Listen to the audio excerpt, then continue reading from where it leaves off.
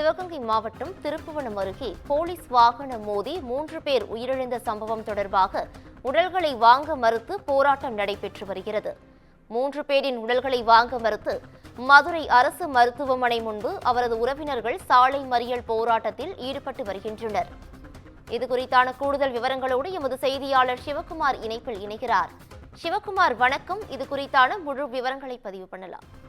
மதுரை மாவட்டம் சித்தப்பட்டியை சார்ந்தவர் பிரசாத், அதே மாதிரி அவரது மனைவி சத்யா, மகன் அஸ்வின் ஆகியோர் என்ன பண்ணாங்கன்னா, மதுரை அனஞ்சியூர் பகுதியில் மரணம் அடைந்த அவரது உறவினர் தங்கம்மாளோட இறுதிச் சடங்குல பங்கேற்று விட்டு இருசக்கர வாகனத்துல மதுரை நோக்கி வந்துட்டு இருந்தாங்க.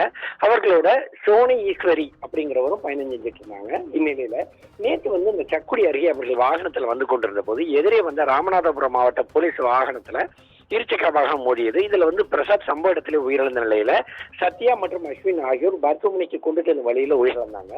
சோனி ஈஸ்வரியும் சிகிச்சைக்காக மருத்துவமனையில அனுமதிக்கப்பட்டிருக்கிறாருங்க. இந்த சம்பவத்தால அதிர்ச்சி அடைந்த உறவினர்கள் நேற்று இரவு அப்பகுதியில் உடலை எடுக்கப்படாம போலீஸ் வேன் டிரைவரை கைது செய்யணும்னு சொல்லி சாலை மறியல் போராட்டத்தில் ஈடுபட்ட நிலையில காவல்துறையினர் அவர்களோட சமரச பேச்சுவார்த்தை நடத்தி ஏற்படுத்தி உடலை மதுரை அரசு ராஜாஜி மருத்துவமனைக்கு பிணவரைக்கு பிரேத பரிசோதனைக்காக அனுப்பி வச்சாங்க. ஆனா இப்போது அந்த நிலையில மதுரை ராஜாஜி அரசு மருத்துவமனை பிணவரை பகுதியில இறந்தவர்களோட உறவினர்கள் 200க்கும் மேற்பட்டோர் குவிந்துள்ளதால தற்போது பரபரப்பு ஏற்பட்டு உள்ளது. குறிப்பா விபத்து ஏற்படுத்தி சென்ற அந்த காவல்துறை அதிகாரிகளை கைது செய்யணும் அப்படின்னும், அதுவரை உடலை வாங்க மாட்டோம் அப்படின்னு சொல்லி தற்போது போராட்டத்தில் ஈடுபட்டு இருக்கிறாங்க. வாகன விபத்தை ஏற்படுத்திய காவலர்களை கைது செய்தால் மட்டுமே இந்த இடத்திலிருந்து கலைந்து செல்வோம்னு சொல்லி மதுரை அரசு ராஜாஜி மருத்துவமனை பிணவரை பகுதியில் அமர்ந்து தர்ணா போராட்டத்தில் தற்போது ஈடுபட்டு இருக்காங்க. 200க்கும் மேற்பட்டோர் தற்போது அந்த பகுதியில திரண்டு உள்ளதால அந்த பகுதியில காவல்துறையினர் குவிக்கப்பட்டிருக்கிறாங்க. மேலும் உறவினர்கள் காவல்துறையிடம் கோரிக்கையை வலியுறுத்தி பேச்சுவார்த்தையில் ஈடுபட்டு வர நிலையில காவல்துறை வாகனம் மோதி ஒரே குடும்பத்தைச் சேர்ந்த கணவன், மனைவி, 2 வயது குழந்தை ஆகியோர் உயிரிழந்த சம்பவம் இப்போ ஒரு பெரும் சோகத்தை ஏற்படுத்தி இருக்குது.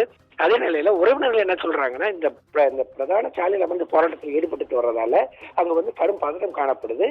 அதே மாதிரி பாத்தீங்கன்னா அந்த முறையான நடவடிக்கை எடுக்காதவரை உடலை வாங்கப் போவதில்லை அப்படின்னு சொல்லி அவங்க தொடர்ச்சியா தற்போது போராட்டத்தில் ஈடுபட்டு இருக்கிறாங்க.